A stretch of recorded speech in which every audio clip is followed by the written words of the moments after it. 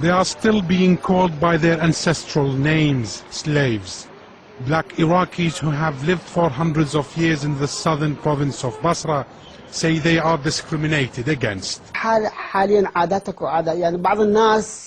There are traditions in the society. People may say it doesn't exist, but we feel it. For example, when two people fight in the street, one is black and the other one is white. They say X had a fight with a slave. It really hurts. Sha'ban is a member of the movement for free Iraqis. He advocates for more rights for black Iraqis, like parliament representation and more jobs. He says there's a conspiracy against them. Why is there no black merchant or a senior black official in the state? We concluded that there's no place for the blacks in the Iraqi society or in the state.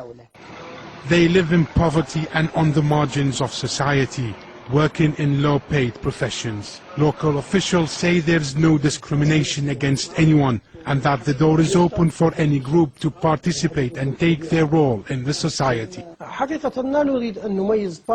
We don't want to differentiate one sect or color over another. This is part of ethnic, racial and sectarian division. We want Basra to stay away from it. But if there's a big group like the blacks in Basra, they should and can compete with the other sect or groups in the elections.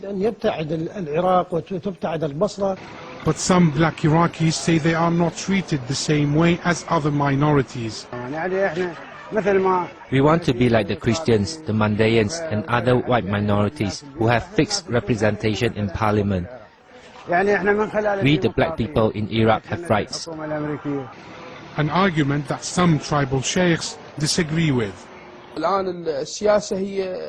Now politics is free for everyone and free choice, and whoever wants to be a member of parliament or heads the cabinet should present himself to the Iraqi people, and they will elect whoever they want.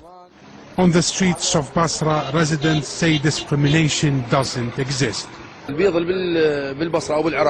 The whites are 90% and the blacks are 10% in Iraq and Basra. That's why you find few blacks in high posts and ranks, because the whites are more. But we're all brothers and my best friends are black. We live together and there's love. They are also socially interrelated. There's no difference. Others say there are some taboos. There's no exclusion of the blacks. There are some traditions in the society that they too don't intermarry, but otherwise they coexist together peacefully. And while the varying opinions continues to divide this war-ravaged country, the daily struggle for survival remains a challenge for over 1 million black Iraqis. In the dusty streets of the southern city of Basra, faces with African features, the legacy of a millennium of history for Iraq's black citizens. For many of them, the election of the United States' first African-American president, Barack Obama, was an historic yet remote event. But for Jalal Thijil, General Secretary of the Movement of Free Iraqis, it was as if a relative had won. Now we, the dark-skinned people, feel even closer to the American people because Obama is one of us. Thijil and his party followed every step of Obama's campaign. He calls him inspiring. We told our people, inshallah, God willing, Obama is going to win. And if he wins, it will be a victory for all black people in the world. We're going to make him a model to follow. Even our old women were praying for him to win. Thijil's organization estimates there are approximately 2 million black Iraqis, a claim impossible to verify since the government does not keep statistics on this. Most blacks here are descendants of Africans brought as slaves to Iraq's south more than 1,000 years ago to drain marshes and build the city of Basra. And many Iraqis still call blacks abid, an Arabic word that means slave.